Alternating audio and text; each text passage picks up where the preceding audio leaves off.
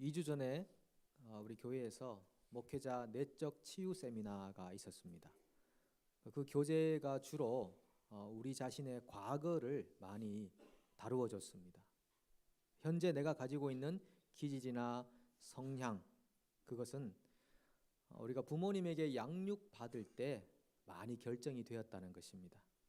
그러니까 예를 들면은 그 완전주의적 경향을 가진 부모 밑에서 받은 자녀들은 성인이 되고 나면 낮은 자존감을 갖는다는 것이죠. 그리고 다른 사람을 좀 쉽게 비판하는 성향을 갖는다는 겁니다. 또 다른 사람에게도 높은 수준을 요구하고 칭찬에 인색해지고 자신이 훌륭하다는 것을 증명해 보이려는 그런 경향을 가지게 된다라는 것이죠. 또 어떤 분은 자랄 때 부모님에게 방치를 당한 경우가 있습니다. 부모님에게 보호를 받지 못한 그런 경우가 있는데 성인이 되고 나면 소외감이나 불안감이 많이 경험이 되고 인간관계에 만족을 잘 느끼지 못한다라는 거죠. 누군가가 자신의 삶에 좀 친밀하게 다가오려고 하면 거부감이 생기고 밀어내려고 하는 부담스러움이 있다라는 겁니다. 이런 분들은 결혼 생활에 좀 애정을 잘 못 느끼는 경향을 가지고 있다라는 거죠. 또 어떤 경우는 부모에게 과보호를 당한 경우, 부모님이 다 알아서 모든 것들을 미리미리 다 해주는 경우, 그런 경우는 성장하게 되면은 소극적이 되고 또 수동적이 된다고 합니다. 미리 다 해주는 성향이 있으니까 쉽게 권태나 짜증을 느끼게 되고 의타적이고 의존적인 삶을 사는 경향이 있다라는 거죠. 여러분들은 자라나면서 부모님에게 어떤 양육을 받으셨습니까? 거기에 따라서 우리 삶의 기질이나 성향이 많이 좌우된다는 것이고, 또 우리가 자녀들을 양육할 때도 우리가 어떤 모습으로 양육하냐에 따라서 우리 자녀들도 성인이 되면 또 그런 경향을 가진다는 것이죠. 그래서 우리가 그 과정을 하면서 그렇구나, 내 과거가 이랬었구나, 그래서 내가 이런 경향을 가지게 되는구나, 이런 것들을 좀 깨닫고 보는 그런 시간이었습니다. 그래서 과거를 한번 매듭을 지었습니다. 그렇구나, 이 과거란 것이 이런 것이었구나, 그것이 내 오늘 현재를 만들어줬구나, 영향을 미쳤구나, 이러면서 과거를 매듭 짓고 나쁜 영향이 나타나지 않도록 성령 충만한 삶을 살아가도록 해야 되는구나, 결론을 내리게 된 거죠. 그 교재에 의하면 사람의 기질은 바뀌지 않는답니다. 성향은 바뀌지 않는답니다. 그런데 어떻게 변화가 생기느냐 하면 성령의 충만함을 입어서 조절이 가능할 때 변화가 생긴다는 것입니다. 조절이 되지 않으면 그 받은 영향, 과거의 영향 때문에 현재 내 삶이 여전히 나쁜 모습이 많이 드러나게 된다는 것이죠. 성령 충만함을 입어서 잘 조절이 되어서 좋은 면들이 나타날 수 있도록 하는 것, 그것이 중요하다라는 그런 내용들이었습니다. 우리는 많은 경우에 과거에 매여 살기도 합니다. 어떤 분들은 과거의 실패 때문에 늘 부끄러워하며 살아가죠. 어떤 분들은 과거의 성공 때문에 교만하게 살아갑니다. 어떤 분들은 과거에 있었던 상처가 내 마음에 늘 남아 있어서 죄책감이나 분노감에 시달리게 됩니다. 또는 후회하며 살고 늘 현재를 불행하게 삽니다. 과거 때문에. 그래서 성경은 우리에게 뭐라고 말합니까? 이전 것은 지나갔으니 보라, 새 것이 되었도다. 그리스도 예수 안에 있으면 새 것이란 말이죠. 근데 이 새 것이란 말은 New Creation, 새로운 창조물이 되었다라는 뜻이거든요. 조금 바뀐 게 아니라 완전히 다른 제품이 되었다라는 그런 뜻입니다. 우리가 여러분 살다 보면 주변에 유서 깊은 그런 건물들 있지 않습니까? 헤리터지 건물이라고 해서 손을 못 대죠. 문화재로 지정이 되거나 또 보호받는 측면 때문에 내부 수리는 가능하지만 외적인 틀은 바꿀 수 없다. 그런 건물들이 있습니다. 얼마 전에 티라우라는 곳에서 그곳에 호텔이 하나 있는데 그곳을 잠깐 방문한 적이 있습니다. 그 호텔은 1889년에 지은 호텔인데요. 거기 미네랄 온천이 나온다는 것 때문에 거기에 호텔을 지어놓고 지금 130년 정도가 지났는데 많은 사람들이 찾는 곳입니다. 근데 관리인이 이렇게 말씀하시는 걸 들었습니다. 이 건물은 헤리티지 건물이어서 함부로 손을 못 댑니다. 그래서 조금 내부 수리는 가능하지만 이 틀을 바꿀 수는 없습니다. 그렇게 말씀하시는 걸 들었습니다. 성경이 우리에게 이전 것은 지나갔으니 보라 새 것이 되었도다라고 할 때 그 새 것은 우리가 헤리티지 건물이어서 완전한 제품이 될 수 없는 일부 수리만 가능한 그런 제품이 아니라는 것입니다. 오히려 우리는 하나님에게 리콜 받은 사람들입니다.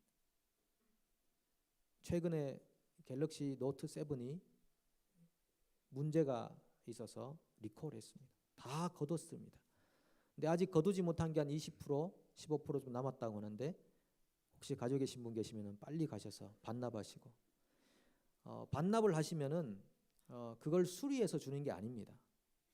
아니라 완전 새로운 제품을 주는 겁니다. 아니면 환불해 주는 것입니다. 그리스도 안에서 새로운 존재가 되었다는 것은 과거와는 다른 완전한 새 제품이 되었다는 것입니다. 하나님의 리콜을 받고 완전히 다른 존재가 되었다라는 그런 뜻입니다. 그런데도 여전히 우리가 과거에 예수 그리스도 안에 있지 않던 때의 모습을 그대로 가지고 있는 경우들이 많이 있습니다. 그건 왜 그런 것이겠습니까? 우리 속에 있는 육신의 자아라는 것이 계속 옛날 모습을 찾기 때문이죠. 그 육신의 자아들 그대로 방치해두면 과거의 영향 속에서 현재를 불행하게 사는 삶이 지속된다는 것입니다.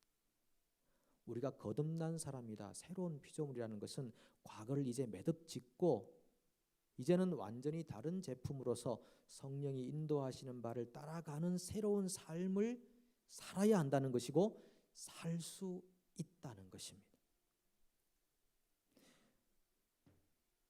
오늘 이 본문 안에 보면 사무엘이 이렇게 고백합니다. 에베네셀의 하나님이다. 에베네셀, 여기까지 우리를 도우셨다. 성경에 보면요, 많은 경우에 하나님의 역사나 우리의 신분을 얘기할 때 현재 완료형으로 얘기합니다. 너희가 죄사함을 받았다. 너희가 생명을 얻었다. 너희가 영생을 얻었다. 천국에 들어갔다. 라고 하는 이 현재 완료형으로서 계속 설명하는데 에베네셀도 마찬가지입니다. 하나님이 여기까지 우리를 도우셨다. 과거를 그렇게 완전히 매듭을 짓는 것을 보게 되죠. 하나님이 우리를 얼마나 도우셨냐? 하나님이 지금 이 시간에도 저 블레셋 군대에게 이 큰 천둥을 내려서 그들을 어지럽게 만드사 우리를 돕지 않으셨느냐? 그런 하나님이시다. 그런 고백이죠. 근데 불과 20년 전을 돌아보면요, 사무엘이 말하고 있는 이때로부터 그때 무슨 일이 있었습니까? 법궤를 빼앗겼습니다. 전쟁에 나갔을 때 제사장의 아들들이 다 죽었습니다. 엄청난 실패. 그래서 그때 태어난 엘리의 손자 이름을 이가봇이다 이렇게 말했잖아요. 이가봇, 하나님의 영광이 떠났다 했던 20년 전에 그 사건이 20년 동안 이스라엘을 많이 괴롭혔겠죠. 심리적인, 정서적인 그런 압박이 있었을 것입니다. 실패자라고 하는. 그런데 20년 후에 사무엘이 하나님의 사람으로 일하면서 이제 20년 후에는 이가봇이 아니라 에벤에셀이라는 이름으로 새롭게 이스라엘에게 영적인 메시지가 던져지는 것입니다. 20년 전에는 하나님의 영광이 떠나버린 실패한 우리 이스라엘이었지만 20년 후에 이제 다시 하나님께서 여기까지 우리를 도우셨다.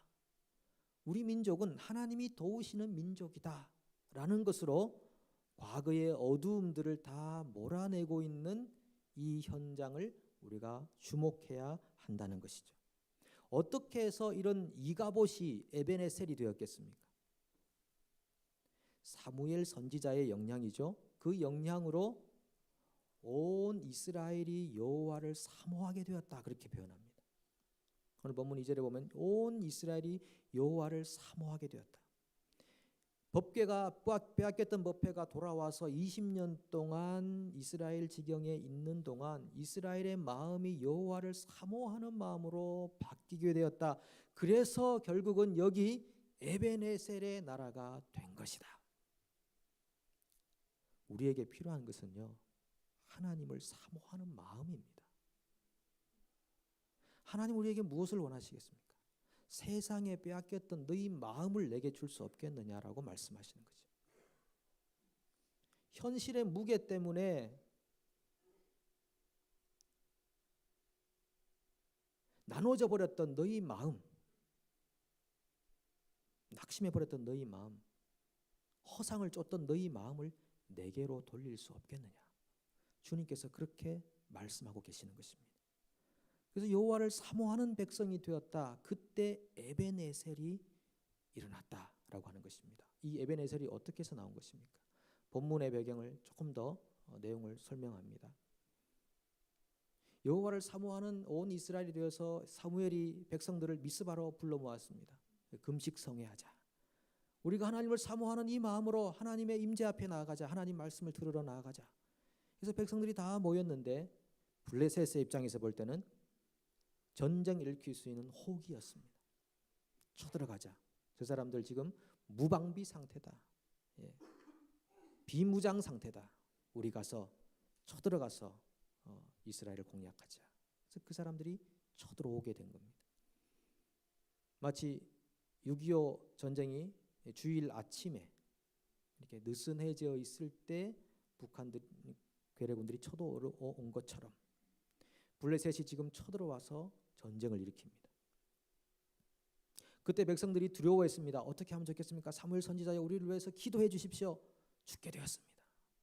사무엘이 기도합니다. 그리고 어린 양 한 마리를 하나님께 번제로 드리고 여호와여 응답하소서라고 기도했습니다. 그들이 번제를 드릴 때에라고 성경이 표현합니다. 그들이 번제를 드릴 때에 하나님께서 블레셋 군대에게 큰 천둥을 내리셨다. 여러분 혹시 주무시다가 겨울에 그런 일이 많이 있습니다. 너무 큰 천둥 소리 때문에 잠을 깨신 적 있지 않으십니까? 때로는 두렵다는 생각까지 들 정도로 소리가 큽니다. 근데 이 당시에 그 천둥이 얼마나 소리가 컸던지 이 사람들이 패닉 상태까지 갔다고 그럽니다. 전쟁에 나가기 위해 훈련을 쌓은 군인들이, 무장한 군인들이 천둥 소리 때문에 패닉 상태까지 갔다. 얼마나 큰 천둥 소리였기에 그런 상태가 되었을까요? 그래서 그들이 정신을 잃고 혼미할 때 이스라엘이 나가서 그들을 살육하고 그리고 전쟁에 승리했다.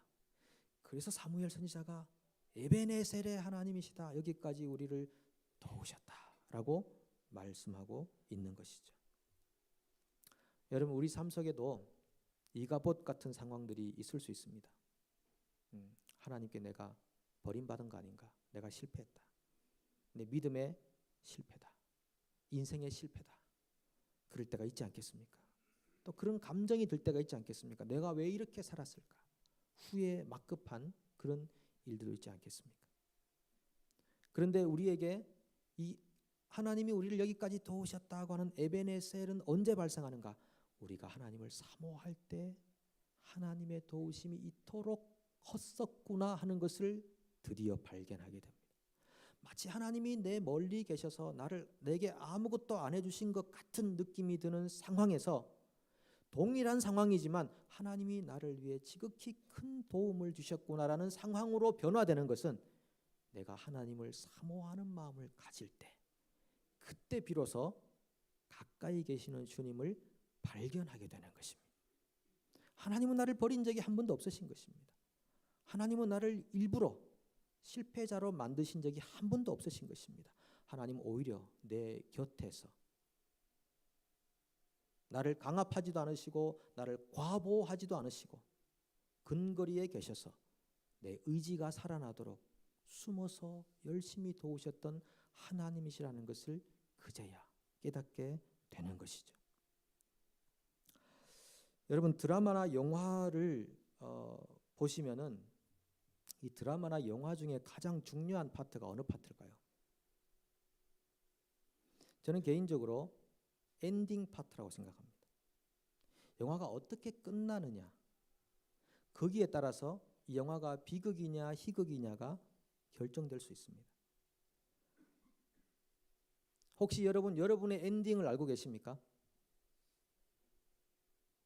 여러분 인생의 엔딩을 알고 계십니까? 그리스도 예수 안에 있는 사람들의 엔딩은요, 승리요, 영광이요, 기쁨이요, 천국인 줄로 믿습니다. 우리는 우리의 엔딩을 다 알고 있습니다. 우리 인생은 비극이 절대 아닙니다. 순간순간의 모든 과정들은 여정에 불과한 것입니다. 이가복 같은 그런 상황들은 여정에 불과한 것입니다. 엔딩은 에벤에셀인 것입니다. 에벤에셀로 엔딩해 놓고 사무엘이 다시 인생을 바라보게 만드는 것입니다. 하나님께서는 여러분들을 그만큼 도우셨습니다. 이가복 같은 상황들이 있었을지는 몰라도 하나님은 지금도 지속적으로 우리 인생을 에벤에셀로 돕고 계시는 분인 줄로 믿습니다. 우리는 성경을 통해 그런 것들을 믿음으로 고백하게 되는 거죠. 로마서 8장 28절 너무너무 좋아하는 말씀입니다. 하나님께 부름받은 자는 모든 것이 합력하여 무엇을 이룬다? 선을 이룬다. 여러분 이 말씀 믿으십니까? 비록 이가복 같은 상황은 있었지만요, 우리 인생의 결론은 에벤에셀입니다. 혹시 지금까지 살아오셨던 과거 때문에 혹시 영향을 많이 받아서 현재를 살고 계신 분 계시다면 오늘 그 매듭을 지으십시오. 지금까지 모든 삶은 하나님이 나를 돕기 위해 하셨던 하나님의 역사의 순간들이었다. 그 실패도, 그 어둠도, 그 아픔도, 그 고통도, 상실도, 눈물도, 회한도, 그 모든 것들도 작용하여 하나님의 손에서 새로운 창조가 되어서 선을 이루느니라. 이 선은요, 내가 보기에 좋은 선이 아닙니다. 그리고 경쟁이나 비교의 대상이 아닙니다. 저 사람은 저렇게 되는데 왜 저는 이렇게 됐습니까? 그렇게 비교할 대상이 아닙니다. 이 선이라는 것은 하나님이 보시기에 좋았더라. 하나님 세상을 창조하실 때 하셨던 그 하나님의 시각으로 각 사람에게 맞게 하나님이 인도하시기 때문에 다른 사람과 비교나 경쟁이 아니라 오늘 나의 이 모습 자체가 하나님의 에벤에셀이었습니다 라고 고백하게 되는 것입니다. 얼마 전에 제 아들이 제게 와서 이렇게 말합니다. 아빠, 친구한테 밥을 얻어먹게 되었다. 우와, 그래? 어떻게 해서 그렇게 됐어? 내가 친구하고 내기를 했거든. 무슨 내기 했는데? 내가 친구랑 내기한 게 뭐냐면 이번에 시험 치고 물리 시험 점수가 높은 사람이 낮은 사람에게 밥을 사주기로 하자. 그랬는데 내가 밥을 얻어먹게 되었다. 근데 아버지로서 제가 그 2번이나 와 하다가 점수 조금 덜 나왔다고 제가 그게 뭐냐라고 말하기는 이 사회적 지위와 체면이 따르지 않았기 때문에 제가 밥을 얻어먹게 되었다. 그래서 3번째도 와 그래 잘했다. 그러니까 방을 나갔습니다. 완전히 말려든 느낌, 화술에 말려든 느낌이었죠. 근데 제가 생각해 봤습니다. 이 아이가 정말 점수가 낮게 나온 이가봇 같은 상황을 밥을 얻어먹게 된 에벤에셀로 바꾼 게 아닌가. 과거를 매듭지었구나. 기분이 나쁠 수 있는데요. 친구랑 경쟁해서 점수가 적게 나왔죠. 근데 밥을 얻어먹게 됐다는 것으로 과거를 딱 봉하고 앞으로 남은 시험을 준비하는 그 모습을 보면서 그럴 수 있겠다라는 생각을 했습니다. 내가 친구보다 못했구나. 그 과거에 매여 있지 않고 밥을 얻어먹게 되었다. 그것으로 커버하고 미래를 열어가는 아이의 모습 속에서 오늘 우리 보혈 찬양 많이 했는데요. 보혈의 능력이 그런 것이구나. 보혈의 능력이 우리의 모든 과거를 클린징 시키면서 완전히 뉴 크리에이션을 만드셔서 이제는 하나님이 내 과거의 모든 삶은 에베네셀의 순간이었고 하나님의 손에서 작용되고 역사되는 순간이었고 이제는 새 제품이 되어 미래를 향해 영광과 소망과 기쁨과 천국을 향해 가는 인생이 되었구나. 이런 고백이 되니까 이젠 더 이상 과거가 나를 괴롭히지 않게 되었다는 것입니다. 여러분 어떠십니까? 여러분 과거가 여러분들을 힘들게 하는 부분이 있습니까? 오늘 우리가 예수 그리스도 안에서 새 사람이 되었다는 그 자체만으로 남 보지 마시고요. 여러분 자신이 오늘 하나님 보시기에 가장 최상의 상태라는 것을 믿으시고 그 믿음 안에서 용기를 가지십시오. 교회 다니는 사람이 세상 사람보다 못할 수 있을까요? 없을까요? 질문이 잘못됐죠. 교회 다니는 사람이 대부분의 경우에 세상 사람보다 못하죠. 그건 또 아닙니까? 받아들이기 힘드십니까? 교회 다니는 사람도 세상 사람보다 훨씬 못난 면들이 많이 있습니다. 그런데 그분이 교회를 안 다니셨으면 지금보다 훨씬 더 못난 사람으로 살았을 것입니다. 그렇지 않을까요? 여러분 옆 사람 너무 못났죠? 그분이 그나마 예수 그리스도 때문에 이렇게 살고 있는 겁니다. 안 그랬으면 어떻게 살지 모르는 분입니다. 사도 바울이 뭐라고 그랬습니까? 세상에서 무명한 자들, 약한 자들 다 불렀다고 그랬습니다. 우리는 약한 사람들이었습니다. 강한 자로서 의로운 사람으로서 부름받은 게 아니고 약하고 무능한 자로서 부름받았다고 그랬습니다. 그래서 지금 계속적으로 하나님의 손에서 역사되고 있는 것입니다. 공사가 계속되고 있는 중인 것이죠. 그래서 오늘 우리가 정말 고백해야 하는 것은 내 인생의 모든 수십 년의 과거의 인생 하나님 이제 돌아보지 않겠습니다. 그건 하나님의 손에서 된 에베네셀의 시간들이었습니다. 하나님 이것으로 내 모든 과거를 매듭짓습니다. 이제 제 눈에 보이는 것은 저 천국입니다. 내가 받을 면류관입니다. 그곳을 향하여 제가 달려가겠습니다. 그런 고백이 오늘 이 본문화에서 우리 속에 주어져야 하는 것입니다. 여러분 하나님이 우리를 어떻게 돕는 분이냐면요. 호세아 선지자를 통해서 한번 잠깐 생각해 보겠습니다. 이 호세아 선지자는 정말 괴로운 사람이었습니다. 하나님이 음탕한 이스라엘을 품는다는 것을 설명하기 위해서 선지자를 사용하시거든요. 선지자들은 실제로 하나님 마음을 육체적으로 표현을 해내야 됐던 사람들이었죠. 그래서 고통이었습니다. 저기 음탕한 여인을 네가 아내로 맞아들이라. 그래서 음탕한 여인을 아내로 맞아들였습니다. 그랬으면 그 여인이 속죄하고 남편을 지극정성 섬겨야 되지 않겠습니까? 그런데 그 여인이 또 집을 떠나서 또 다른 음녀 활동을 하게 되는 거죠. 하나님이 그때 뭐라고 하십니까? 다시 가서 그 여인을 데려와라. 대신에 그냥 데려오는 게 아니고 은 15세겔과 보리 한 호멜 반을 가지고 가라고 합니다. 은 15세겔과 보리 한 호멜 반 이것은 같은 가치랍니다. 그러면 총 은 30세겔 정도를 가지고 가서 그녀를 데리고 오라고 말하죠. 아니 선지자가 은 30세겔이 어디 있겠습니까? 막대한 빚을 지고 모개지를 얻어서 그리고 그 여인을 데리러 가서 은 30세겔을 주고 빚을 진 상태에서 그녀를 데리고 옵니다. 막대한 지불을 하고 음녀를 데리고 왔습니다. 여러분 하나님께서는 우리를 위해서 막대한 지불을 하고 음녀와 같은 우리를 건져내셨습니다. 우리가 부름받은 게 여러분 거저 얻은 그냥 아무것도 내지 않고 거저 얻은 것이 아니라 하나님의 엄청난 지불금으로 건져내신 것입니다.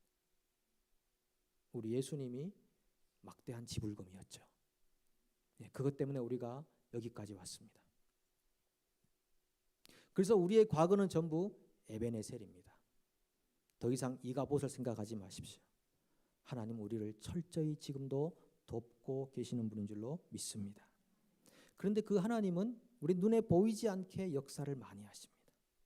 우리가 자랄 때 부모님에게 영향받았다고 그랬죠. 우리가 믿는 이 하나님도 우리의 부모님이시잖아요.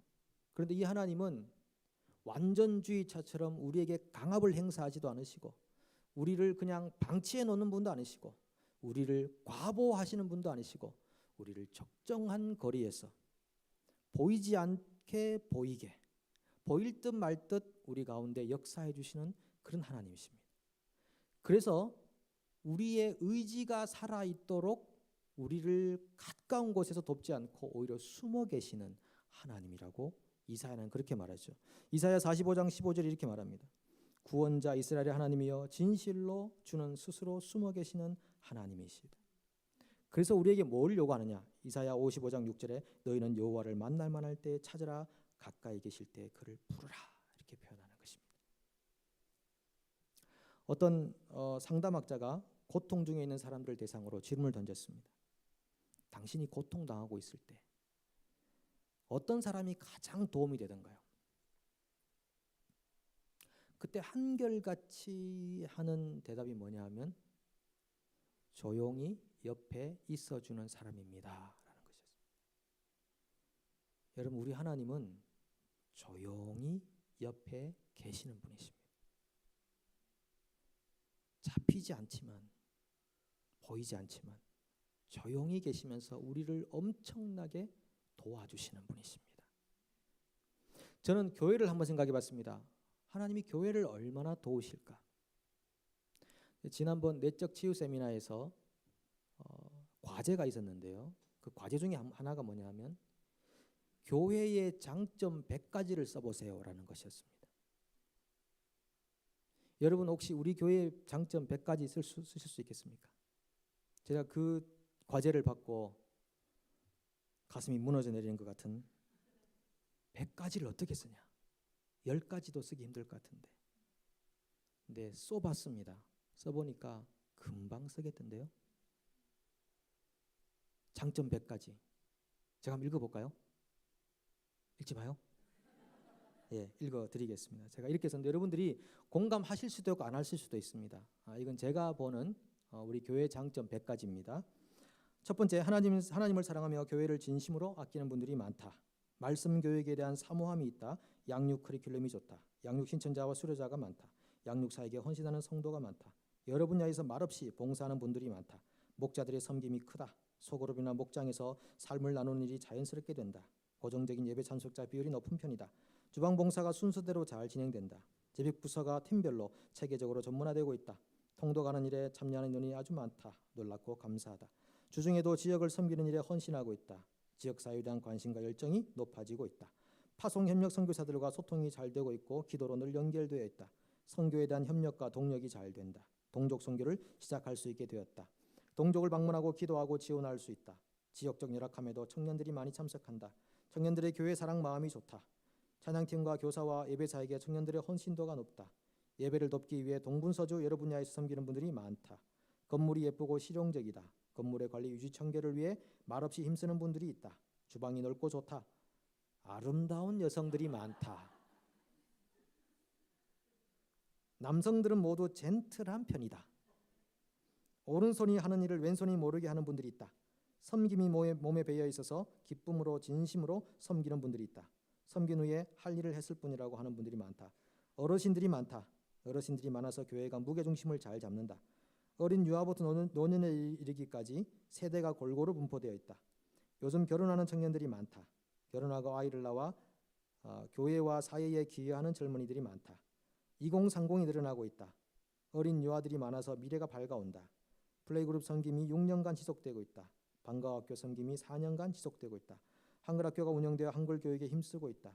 교회 안에 도서실이 운영되어 책을 빌려볼 수 있다. 매점도 있다. 커피 머신도 있다. 교회 건물에 작은 방들이 많아서 한 건물로 모든 부서가 사용하고 있다.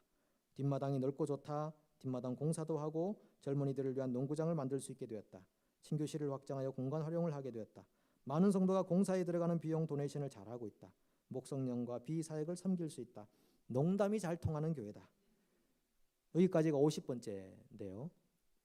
50가지를 첫째 날에 썼고 둘째 날 다시 50가지를 더 써라 그래서 다시 책상에 앉았습니다. 유연성이 있는 교회다. 작년 출석 성도의 3분의 2가 200일 통독에 참여하고 있다. 통독 나눔과 간증을 통해 매주일 은혜 받는다. 자기 주장을 고집하는 사람이 그리 많지 않다. 교회의 위치가 사우스에 있어서 지역 선교의 의미가 크다. 지역을 섬기는 일에 성도들의 마음이 열려 있다. 교역자들은 1세대와 1.5세대가 균형을 이루고 있다. 영어로 진행하는 다민족부 예배가 있어서 좋다. 통역 시스템도 있고 통역도 있다. 청장년 통합 예배가 이루어지고 있다. 세대 간의 벽이 많이 허물어지고 친밀감이 있다. 교회 규정의 현지화를 위해 노력하고 있고 바뀌는 중이다. 현지 장로교단에 소속되어 일부 기여하고 있다. 현지 교단분들에게 한국교회의 위상을 조금이라도 높이고 있다. 한두 사람이 목소리를 높여서 어지럽힐 수 없는 질서 있는 교회다.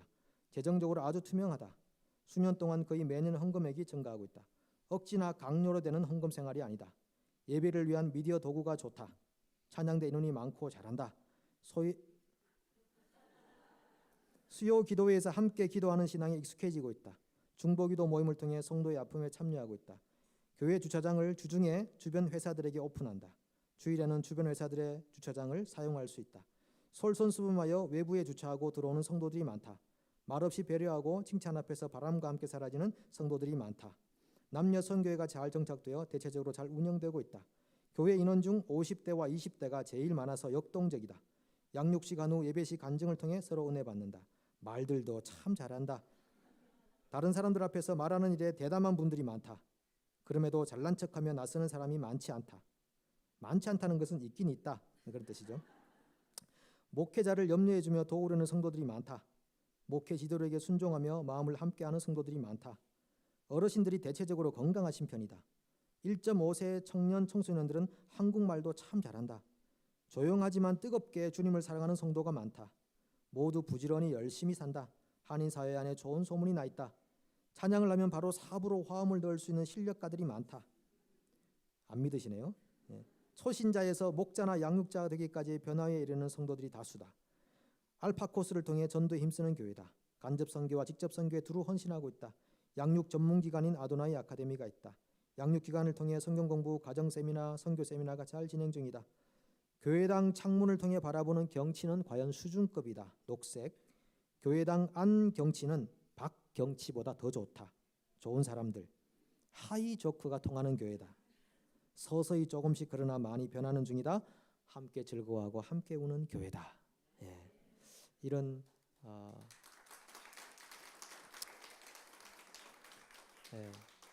이런 교회다라고 100가지를 써봤는데 100가지 더 써라 그래도 쓸 수 있겠습니다.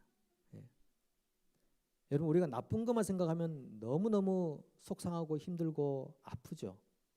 그런데 하나님의 도우심의 결과로 교회가 이렇게 되었다. 이제 곧 21주년 창립기념주일이 오는데 21년을 하나님이 이렇게 도우셨구나. 에베네셀의 하나님이시구나. 이런 고백이 있기를 원합니다. 개인적으로, 교회적으로. 그런 고백이 있으셔서 이제 우리가 하나님의 도우심 안에서 새로운 점프할 수 있는 좋은 토대를 오늘 마련한 것입니다. 우리 다 함께 하나님 나라를 향해서 그 멸류관을 향해서 앞으로 전진하는 믿음의 백성들 되기를 축복합니다. 함께 기도합니다. 하나님 아버지, 우리를 그리스도 예수 안에서 새로운 피조물 되게 하시고 과거의 어떤 역사도 사건도 우리를 지배하지 못하도록 성령으로 인쳐주셔서 감사합니다. 우리가 하나님의 부르심을 향하여 전진해 갈 때 서로 손잡고 함께 힘을 모아 하나님께서 만들어 가시는 놀라운 은혜의 공동체, 또 풍성한 주님과의 만남이 있는 신앙이 될 수 있도록 도와주시옵소서. 예수님의 이름으로 기도합니다. 아멘.